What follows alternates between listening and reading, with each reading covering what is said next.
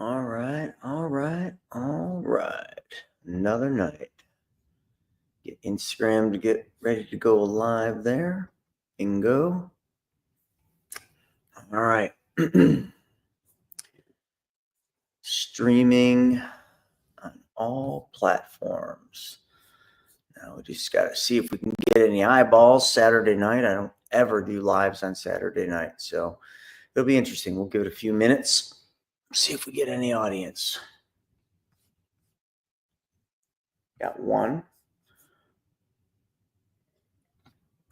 Listen, if there's only one person, it's good by me. Good by me.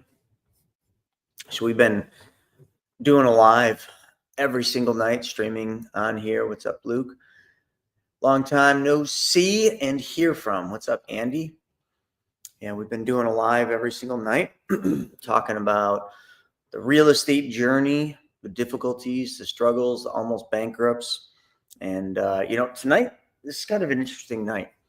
So normally on weekends, we'd go snowboarding, but we've been getting rain during the week. And then we got a cold snap that just came through yesterday. Well, no, actually today. So it was like bulletproof on the hill. I got a couple of friends that told me, don't even bother. So we didn't go up to the hill. But tomorrow I'm competing. So been out in the garage, waxing up the boards, bringing 2 sticks. Don't know what the conditions are going to look like. I think it's probably going to be bulletproof because it's supposed to be like 10 to 22 degrees the entire day. So it's going to be freezing. It's a really cool, I think it's a hand dug banked slalom. So if any of you don't know what that means, it's basically like you got banks that kind of go down like this. So you just, and some of them are really tight and some of them are really fast and sweeping. So it's a super fun event. It's kind of an event that goes on every year. So I've been like getting ready. I went and got, listen, I'm 47, beat up, got bruised ribs. I can't stay out of the snowboard park when I go riding. So I went and got a deep tissue massage because I couldn't even put my hands over my head. The last weekend when I was out riding, I folded myself over a handrail. Just stupidity, but just, jam my shoulders and had to get ready for that. But it's kind of funny because obviously back when I was a pro snowboarder, before an event, you kind of go through this process. You think through the whole thing, you get your boards ready, you get the car loaded up, you make sure you got all your gear. Like I brought my goggles in to make sure they were warm because otherwise it fogs in between the lenses. There's just all these like little things that you get done. And it made me think like how you do one thing is how you do everything. And, obviously you've all heard that quote before, but, like when you're young, you get in the habit of doing specific things. And when I was young, when I competed, I had a habit of doing specific things. I always wanted to get to the contest early. Some of you maybe have heard me speak, on stages, and I often talk about that event, that first pro snowboarding event out in New Hampshire, but I was the first one out there. And I always like to be there early just so you can check the course out, get yourself, your mindset right. It's kind of like when you're rushing to work, you're just anxiety. But if you get to work early, you kind of just sit back and you're just like relaxed, right? You're like, oh, I can catch up on some things. Well, that's how it is with snowboarding. But there's also a mindset that you got to get yourself in, and that is you're going to win. That's all there is to it. You're just going to win, and that's how you get yourself ready for it. So today it was kind of funny. I haven't competed in I don't know, probably 3-4 years, probably since Vivi was born. I've been riding a lot, but I haven't been competing at all.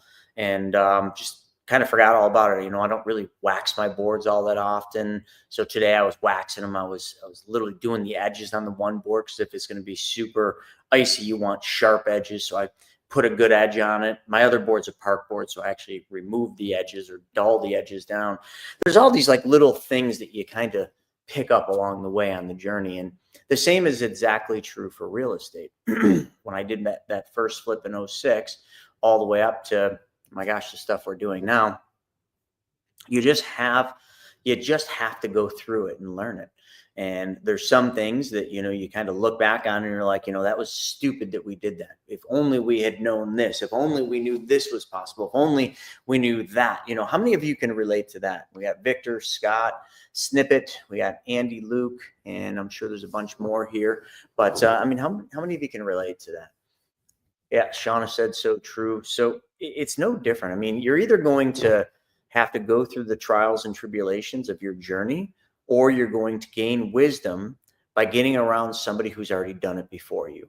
And let me just kind of go back to snowboarding. I'm going to flip flop a little bit because I want to keep my mindset in snowboarding because of the competition tomorrow, but I want to definitely serve all of you, give all of you lots of value, because that's what this is all about. And not to mention, this is also to let you all know that you can see it right at the bottom, May 8th and 9th, we're going to be out in Dallas for a wicked good event, PMC Money Tank events. Those are awesome, which we'll talk about a little bit. But going back to snowboarding, one of the other things is, when you're out snowboarding, your mind is free. The journey that I've gone on with snowboarding is a really wild one. And, when that journey ended, when that pro career ended, I was 34 years old. I was out in Mammoth. I was riding with a group of really good riders, the 32 boot team.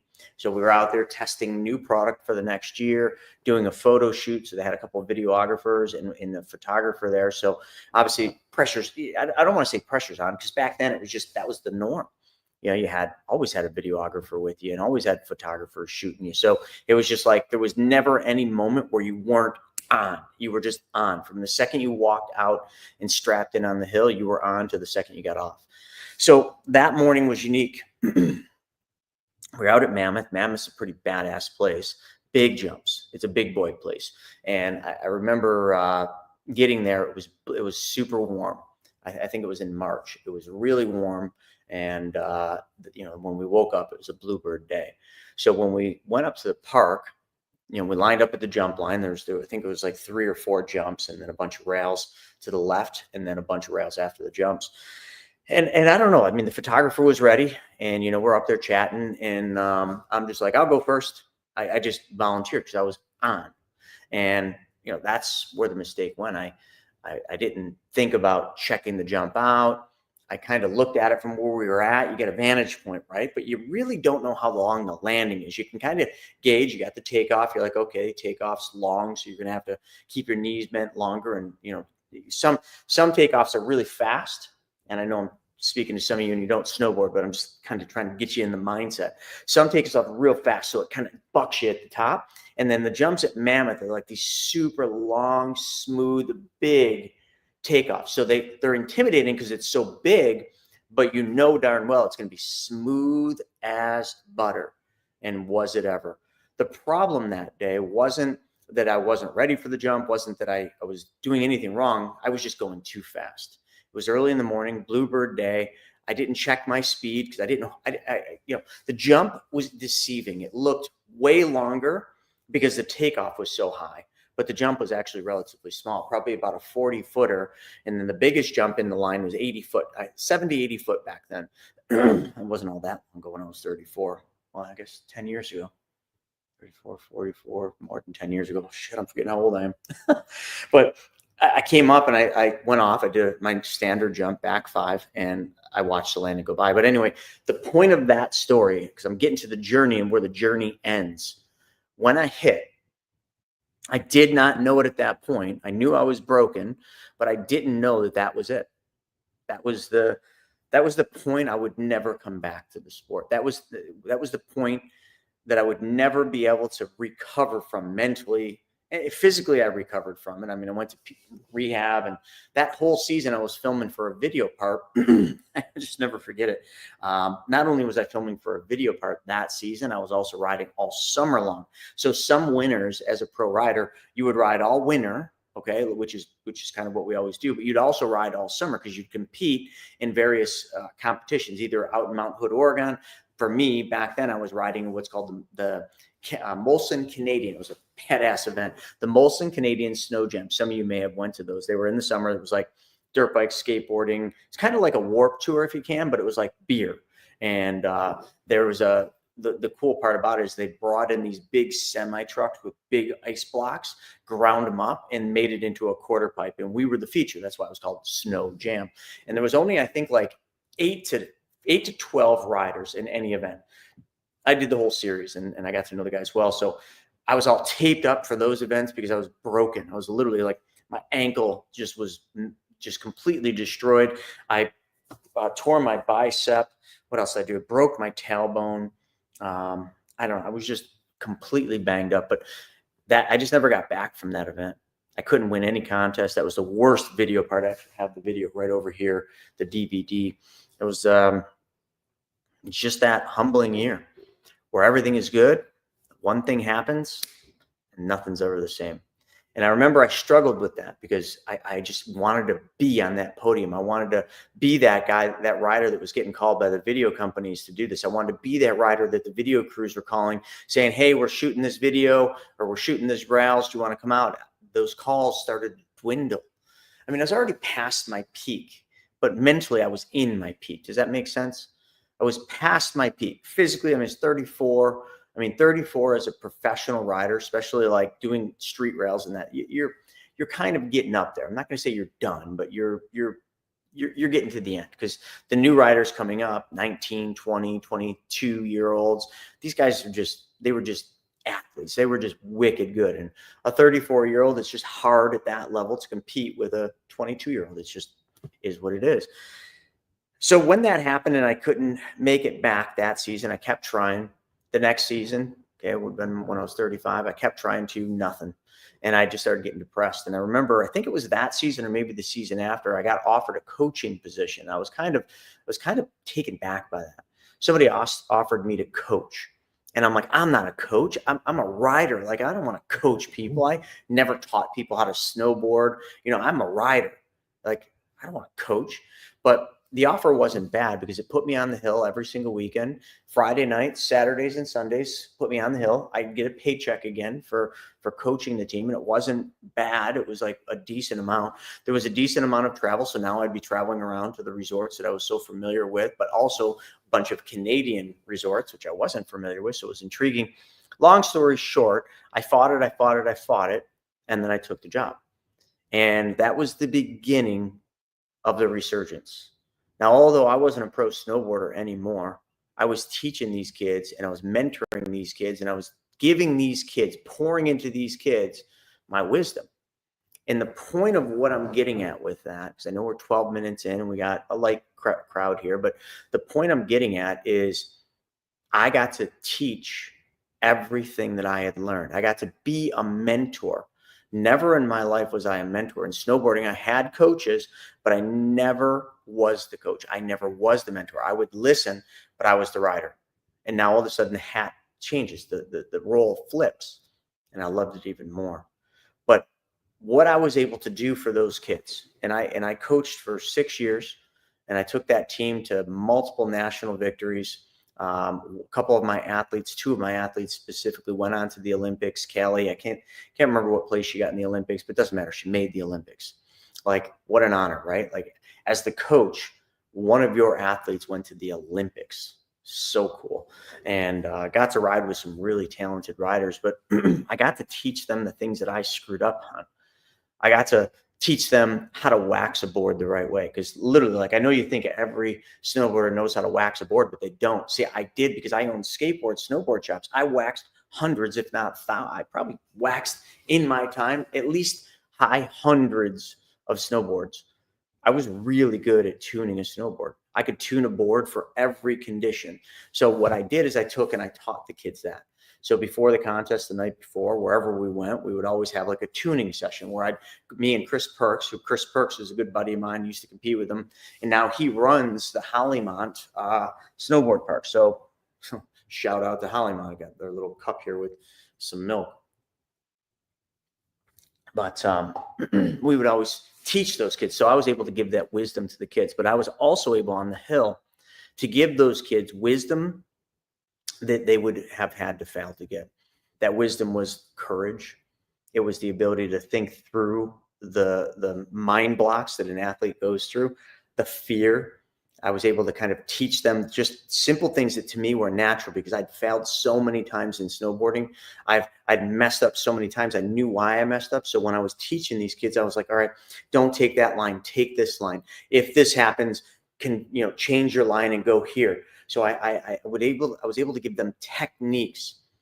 Now let's take snowboarding and kind of how I did it there and how I taught these kids in these high stress, high fear environments. I mean, let's just face it, snowboarding. I mean, you watch it on X Games, right? Like the shit's scary. And when you're sitting up there and the starter is ready to let you go and take your run, whether it's slope style, whether it's border cross, whatever discipline it is, there's a moment that athlete like has to overcome fear. You literally have to leap. I talk about that. That's my leap story. You have to leap. And I was able to help them. I'd sit there, I'd talk to them, I'd tell them what to think about.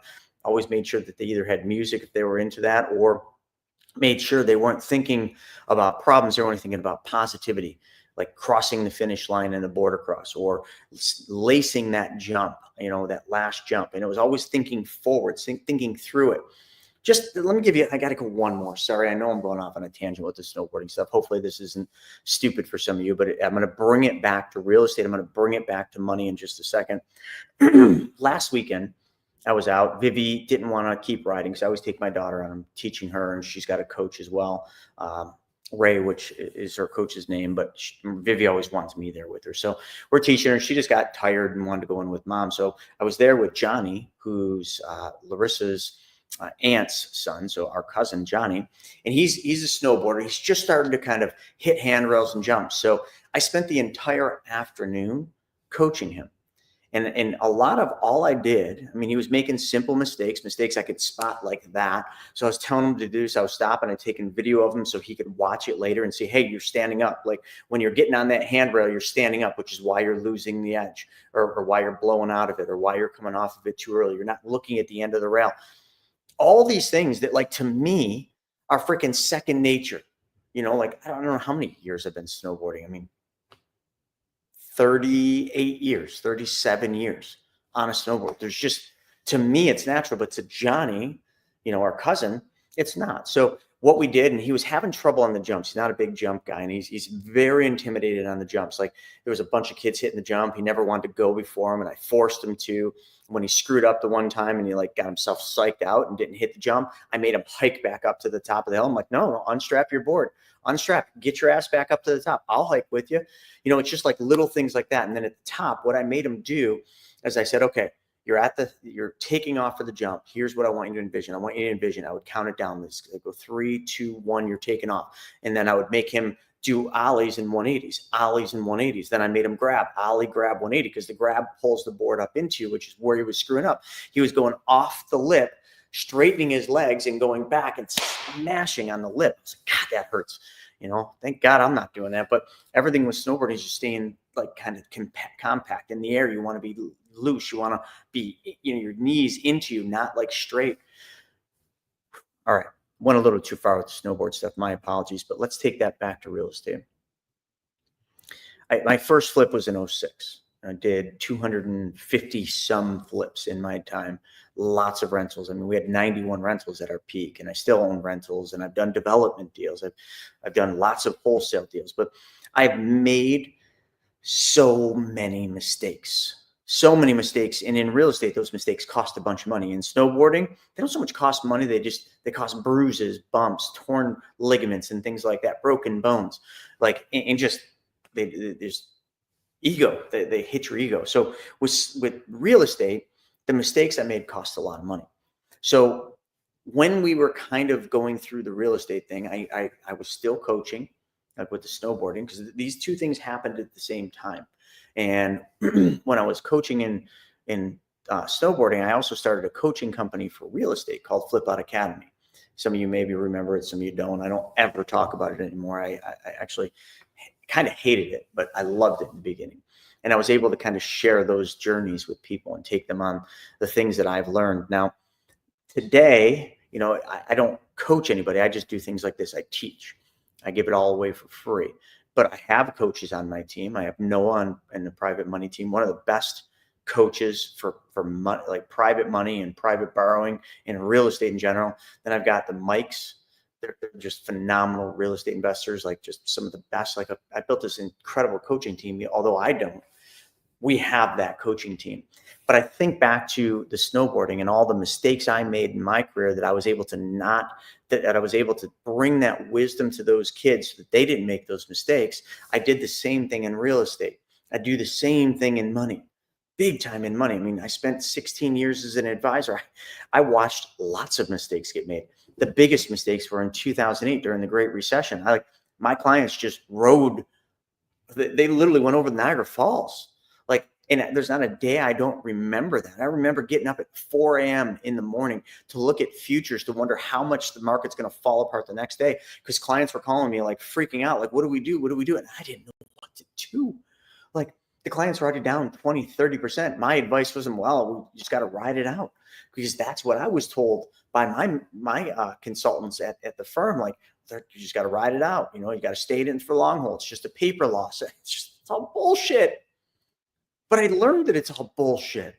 It's a fucking game. It's just a big, I don't even know, line of shit. And you guys all want to get a laugh. Go on to my YouTube channel at the Chris Naugle, and the newest video I just put up. There's tons of. I'm humbled by this. Actually, let me just show you this, and then we'll get into some real estate stuff here. I definitely want you to see this, because sometimes you make a video, you don't know how it's going to go. You just you do the video and you're like, hey, I think this one's going to be good. We just recently did this video right here. It's happening again. If you want to make more money in 2025, don't start a business. Try this instead. You have to listen to this, skip this. So we put this video up. You can all see this, right? Yeah, all right, perfect. You can see this. So what I want you to do, I got to toggle back and forth. I want you to go down, and all I want you to do is read these comments. They're so ridiculous. Some of these comments are just like, I got mad. You can see I went in and answered a bunch of them, and some of them are just like, where do you people come from? But just like keep reading. Like this guy. Oh, here's perfect. Let's see. No worries. PU7YE. He says, so you'd have to understand the relevance of the video. So the video is all about like what's the signs that we're seeing and why we're literally, I don't want to say doomed, but we're going down. The ship is going down. So here's what or whatever his name was. Here we go. He says the stock market is going to the moon. At first, I thought he was joking. Like I thought he was messing around with me. Then he said, LOL. Okay, which means he's probably joking there. And then he said, they have been saying that they've been saying for over 40 years, a stock market crash will never happen. So like, I read that one wrong, but anyway, I probably commented totally wrong. So you are spot on. But that's not the one I was thinking. But there's other ones where they're like just totally like telling me that I'm completely wrong. It's never going to happen. People like me shouldn't be putting videos up.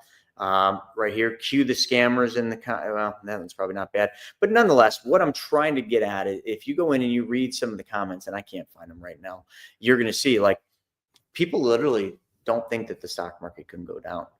They don't think that we could have another Great Recession. They don't think we could have another Great Depression. They truly don't think it's even possible in today's world, which indeed it is 100% possible. I'm hoping it's not going to happen, but it is possible. But like getting ready for it is such a vital piece of what I like to teach people. I'm not telling everybody, hey, buy this or do that or invest in this, or I'm just saying, get your house in order. Like take a look at where you're at. Like the market, the S&P 500 is concentrated now down to 10 stocks. What does your portfolio look like? If the S&P is concentrated to 10 stocks, and that's about 60% of the makeup of the S&P 500 is 10, like what are you investing in? Do you have NVIDIA plus an index, like plus the S&P? Well, now you're doubling up. Do you have Tesla plus S&P? You're super concentrated in one stock or one sector, which is technology. And if technology takes a dump, it's game over, man.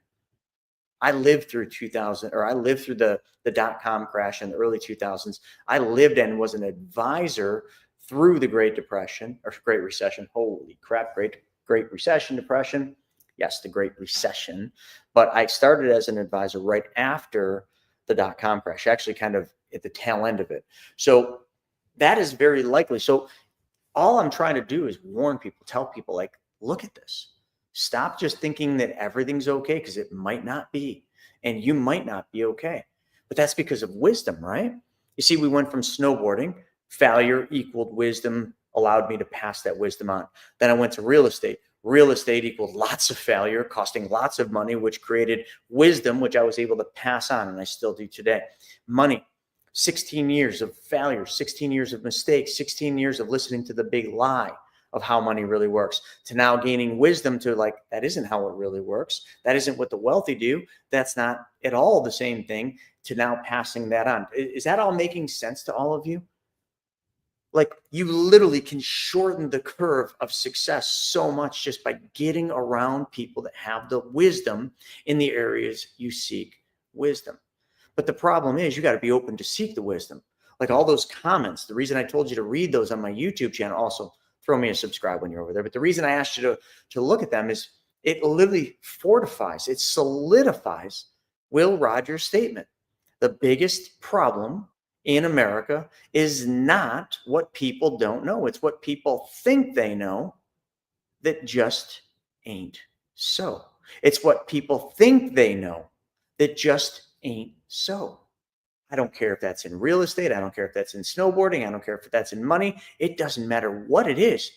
So many people have just shut out wisdom, and they think they know what they don't know, and they just go at it. And the problem with the money space, the problem with the markets, is we have not seen a downside. And there's a general so I don't want to get boring here. And I want to keep this focused on private money. And I'm already 26 minutes in, but I'm just going with this, folks. I'm just going with this. I hope you're getting something out of it.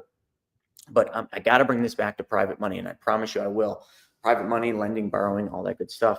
But there's been a generational cycle that has happened. And, these only happen, I can't remember what it is, every 27 years or something like that. It's a generational cycle. Just think of it like I'm a Gen X. Then there's Gen Zs, there's millennials. Like, those are generational cycles. Okay. And there's big cycles and there's little cycles in generations. But here's what has happened. This is a very unique dynamic. I just learned this. So my generation was the last generation that witnessed big fallouts in the market. Okay. So baby boomers witnessed many of these. Okay. So they kind of have that ingrained in their mind that, okay, there is a downside to this market. There is a risk to this market. Silent generation went through, some of the silent generation went through the Great Depression. Some of them still don't want to put money in the market because they lost everything. So that's vivid. That's seared in your mind. That's what they call ultimate wisdom. Okay. They've been through it. It hurts so bad that they vowed, I'm never going back there again. So with these generations, okay, generations die off, new generations come in. But what has happened right now with this new generational cycle is the new generation, the millennials, the Gen Zs, have never in their lifetime, let this sink in. Anyone, I don't know what it is. Let's say anyone 35 years or 38 years or younger, actually might even be 40 now. I'm just not keeping track. They've never seen the downside of investing money. They've never seen the downside of the markets going down or felt it. Maybe they heard about it when they were a kid, but they've never witnessed it in their own life. Think about that. They know nothing but it's going to the moon. They know nothing but it's going to the moon. They literally don't think it's possible to lose money in the markets. They don't think it's possible for the entire market to fall apart. And that's part of the problem. It doesn't matter how much wisdom I can bring to them. They are just shut off because they don't believe it's possible.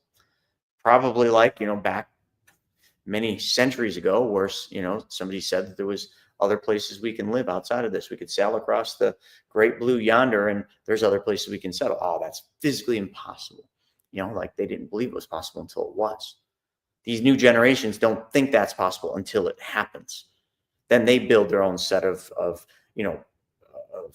whatever it's called, but wisdom, we'll just call it that. But why wait? Why go through the pain? Why not just find somebody that's done it? Why don't just get around people that are doing what you want, that know how to do what you want? Like, now let's bring it back to private lending and private borrowing. Like, one of the hardest things in real estate is, well, there's two things. Number one, finding the deal. That's hard. But number two, finding the money. Okay. And you've heard a lot of people say, if you find the deal, you'll find the money. Now, that may have been true before, and it still is true kind of now, but there's a little bit more to it. You got to know a little bit more than just, I got a deal. Because I've had a lot of people that I got a deal and they send me an address. It's like, piss on you. I'm not looking your deal up. Like, send me the entire perfect loan proposal. Send me the entire deal. Send me the appraisal. Send me the scope of work. Send me the pictures of the property labeled with what rooms there, because I don't want to try to guess. Send me all the stuff that you know about the property. How much is it going to be worth? Give me the comps, the appraisals, as is and as complete. So some of your eyes are rolling back in your head right now. Now, none of this stuff is difficult once you learn it. This is just stuff that becomes second nature. It's like, whatever it is you know, like, and understand that you do for a living, you know it so well, you don't think about it anymore. There's nobody that's on here right now that really has to think hard about driving your car. You get in your car, help people are drinking coffee, they're texting. Shouldn't do that. Probably putting makeup on, all that good stuff. But like, you don't have to think about it because you've done it so many times. Well, I've done money so many times. I've done so many real estate deals. You start to build literally habitual, I don't know what they call it, conscious or subconscious consciousness or subconscious, screwing it up. That's not my lane, but you get what I'm saying. Like, you no longer have to think about it. You just know it. And that is defined as wisdom. Just find wisdom. That's the answer. So, like, let's come back to Private Money Club. I set Private Money Club up. I got the vision for it because, well, I came from two sides. I came from a side and I've kind of gone through that whole cycle with you up to the point, well, at least I got you up to 2014 in the last ones. We'll go further than that, but not tonight. I just kind of went down the snowboarding rabbit hole, and I want to hit some of these questions over here. But I've gone through so many of these things that I struggled so hard finding money for my deals. I stressed out so much trying to find money for deals because I would go get a deal and I'd be like, okay, I got a deal. It's like hot potato in your hand. Imagine a burning hot potato is in your hand. What is the thing you want to do? You want to flip it over to this hand, right? And then you want to flip it back and black. That's what happens when you get a deal, but you don't have the money yet. You got a hot potato and you're like, oh my God. You got to find the money. And you're under pressure. You're stressed. You got anxiety. You're rushing. You're making mistakes. Listen, that's how I did it. But please learn from me. Don't do it that way. Just get around the money. Just put yourself in a place where the money is.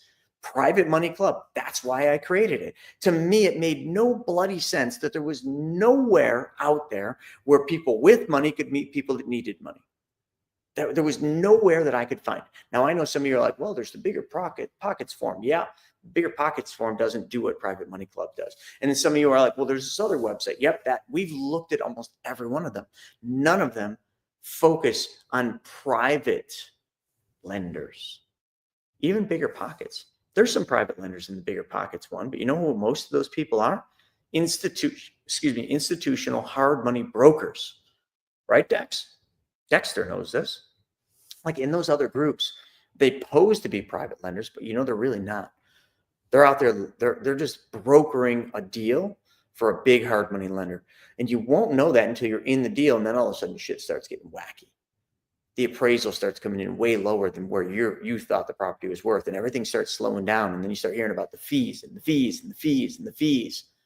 Anyway, we won't go there. I just wanted to eliminate all of that. I wanted to create a place where people that had money, and who were the people? So initially, I cheated a little bit with Private Money Club.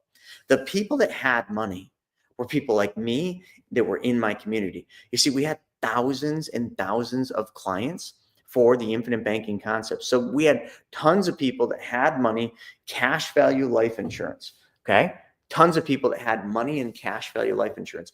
And they would come to us and they would say, hey, we don't have any debt. What should we do with this money? How should we make this money go to work? And I'm like, well, find some real estate deals. Well, where do we go to find them? I'm like, well, shit, I don't know, go to RIAs, go online to Facebook groups. I mean, there's Bigger Pockets.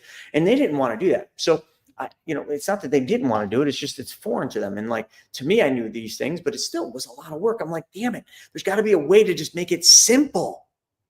That's all I did. I just solved the problem.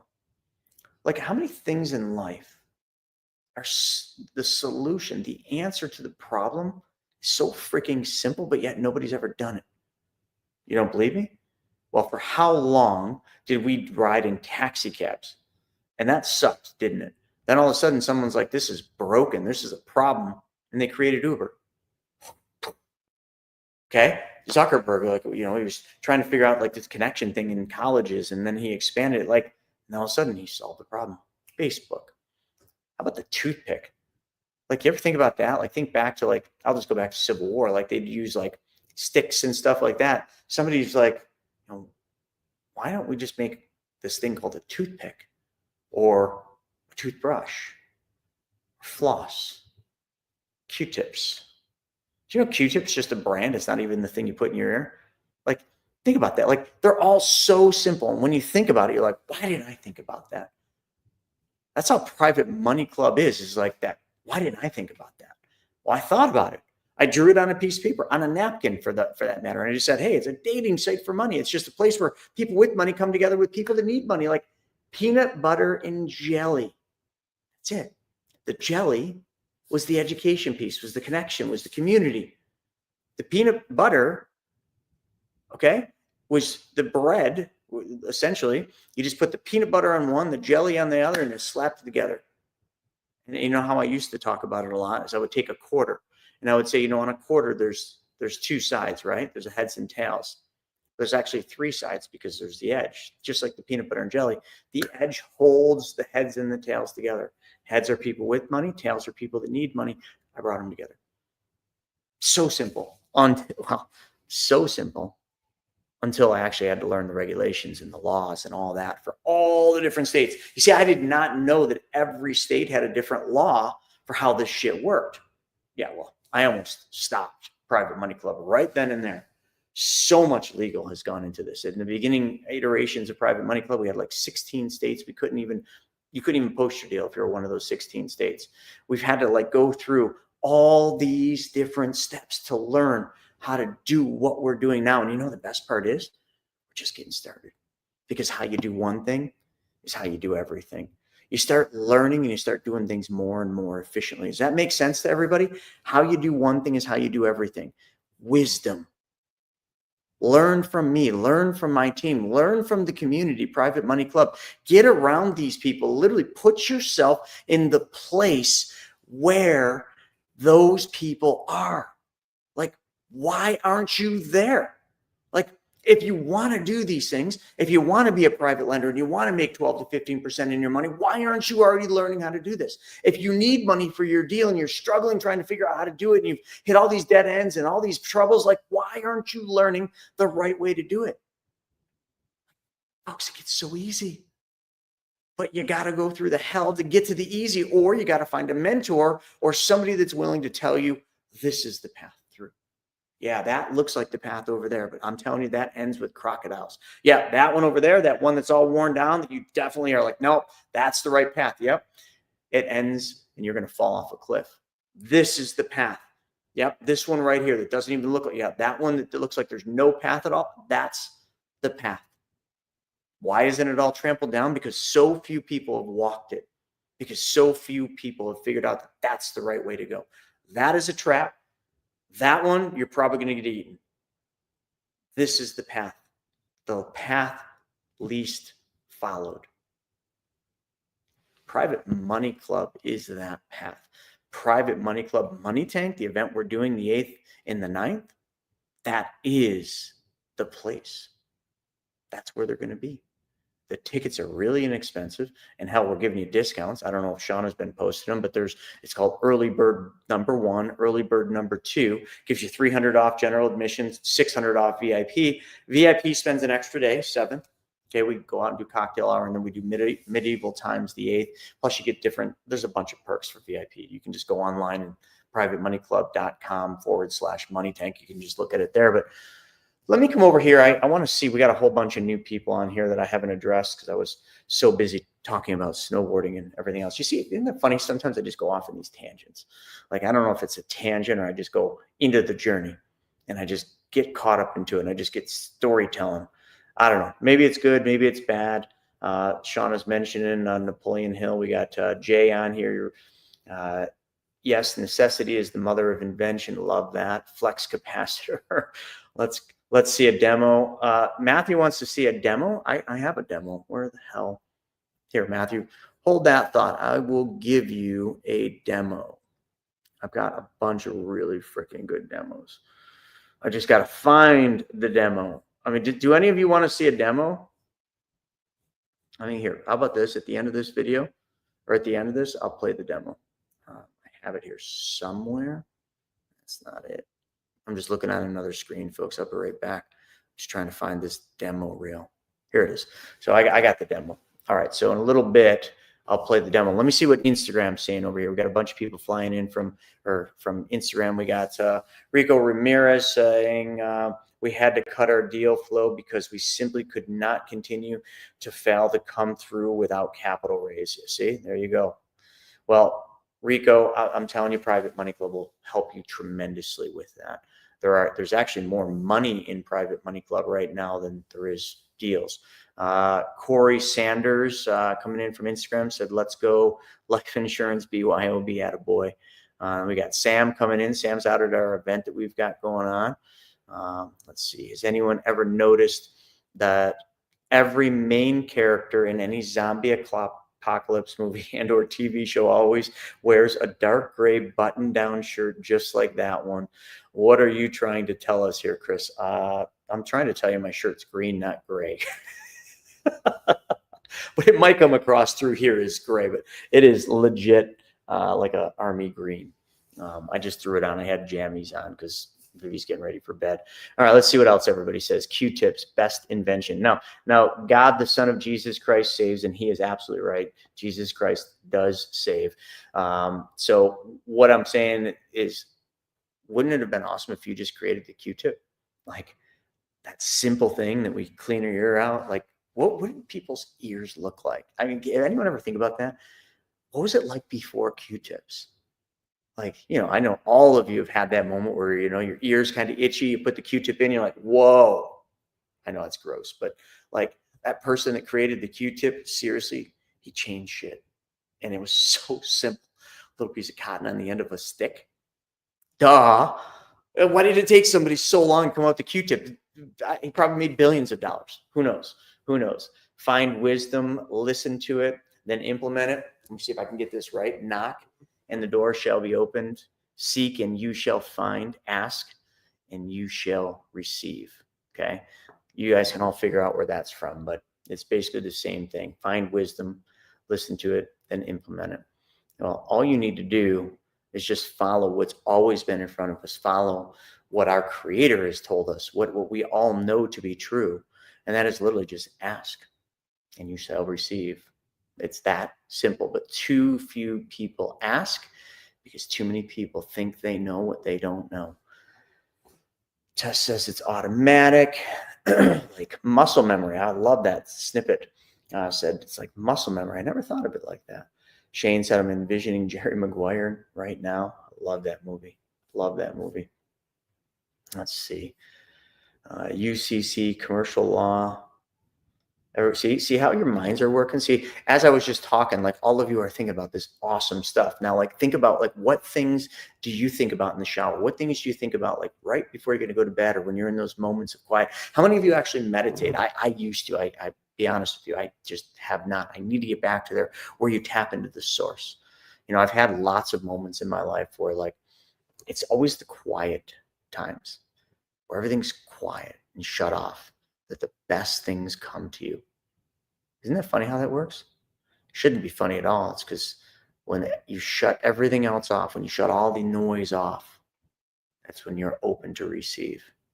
And that's when the Creator can download to you what it is you're here for and what it is you should be doing. Now, the more difficult part is not the download, not what it is we're supposed to be doing, not what our innate talents are. The real thing we need to focus on is implementing that and doing that. You know how many people go through, I don't know the answer to this, but I'm sure there are so many people that have gifts. They have God-given gifts.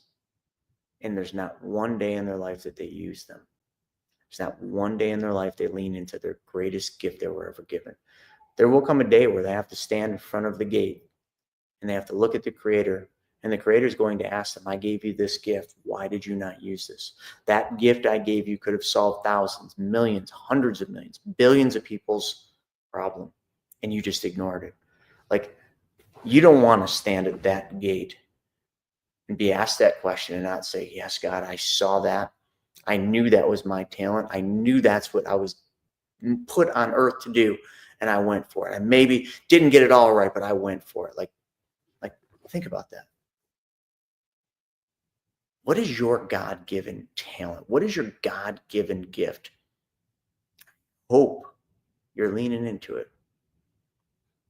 You know, I've been given lots of gifts. You know, that's the beauty. I don't think we're given just one gift. We're given lots of gifts. And each gift we're given at different stages in our life are a stepping stone to get to the next part.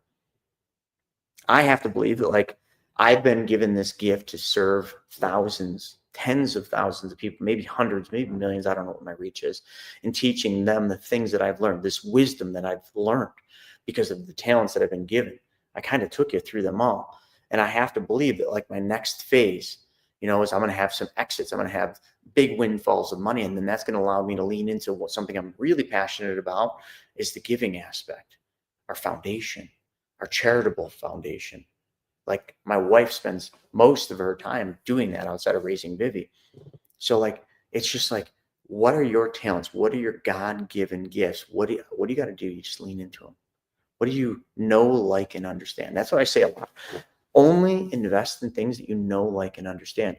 Only invest in things you know, like, and understand. Now, I'm not just saying, oh, I know, like, and understand NVIDIA. I know, like, and understand Apple. No. What is your God-given gift? Put the money into yourself. Invest in yourself. Put that money where it really matters. What's the best investment you will ever make? It's you. Look in the mirror. I'm looking at myself on this little screen. Like, look at yourself. That's it. That's your best investment. Always has been, always will be. So lean into it. Spend some money on yourself. Spend some money to fix this, or get that knowledge you need, or get that wisdom you need to go to the next level. Because then you can take that knowledge, that wisdom, and you can pass it on to somebody else. Maybe it's your children. Hey, Viv. It's funny, I just heard the door open. Maybe it's your children. Maybe it's someone else's children. Maybe it's orphans. Who knows? Maybe it's your church.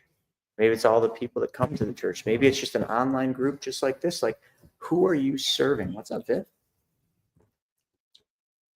You brush your teeth? You got your Garfield? You ready for bed? We gonna watch a movie? Yeah. What are we gonna watch? Look, I already turned the TV on. Oh, did you? Oh my God! What'd you turn on? Was it Paw Patrol? Is that what I probably guessed? Paw Patrol Live. Yep, Paw Patrol Live. All right. Any of you have kids? Paw Patrol Live, right? Yeah, you all should know that.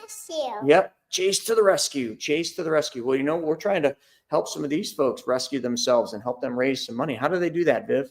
How do we help them? Yeah, be your own bank. So you already got it figured out. You know that. You know, Viv, the only problem with you is going to be, you're never going to understand why all your friends and your peers at school do the things that they do with money. You're literally going to look at them and you're going to be like, why do you do the things you do? It's just not going to make any sense.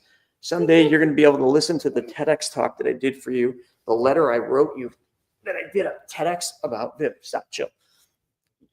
You're choking me. You're going to be able to read that, and you're going to be able to understand what I was trying to teach you. But in that TEDx, I do tell you that your friends, your peers, are never going to understand. And you're going to have a really hard time with that. Paw Patrol Live in Detroit. Oh my God. Do not tell her that. Because I am not getting in my car and driving to Detroit this weekend. I got a competition tomorrow. No, nothing. Whoa, what just happened? There we go. Holy cow. I just learned something. Victor said, amen. I just got beat up every night that I do this. She just beats the shit out of me. Harper says hi. Hey, Harper said hello. Hello. Say hi, Harper. Say hi, Hi, Shauna. Uncle. Say hi, Peter. Hi, Tess. Peter. Hi, Dex. Hi. Hi. Hi, Jack. All right, so folks, we're going to cut it short. Vivi wants to go up and watch. Boats. Folks, Paw Patrol Live, but she already told you what you got to do, right? You got to be. There you go. Tell them that. And they should probably go to that event that Daddy's going to, right? The 8th, 9th, but they might even want to come and hang out with Daddy on the 7th, right? What do you think? Yeah. Yeah, tell them they should do the VIP, and we're going to give them $600 off. Yeah, and it's the code for that. The code for that is there you go. Sean already put it up. Early Bird 2, $600 off for VIP tickets. Early Bird 1 is $300 off general admissions. Yep. With that being said, Shane already nailed it. Good night. I'm super pumped I was able to spend almost an hour with you because I think we covered some really cool stuff, even though it wasn't real estate the whole way through. It wasn't money the whole way through, but it was wisdom. It was all about wisdom. All right. With that being said, we're going to go watch Paw Patrol Live. I'm not going to let her keep Chase to the rescue, and I'm not going to let her keep Chase. Race. Yep, Chase to the rescue. No, Tell them. race. Who? Race. Race? Yeah. Race to the rescue? Yeah. Oh, okay. All right, folks. Thanks, everybody. We'll see you on the next one, which will be tomorrow night. See you then. Oh, bitch.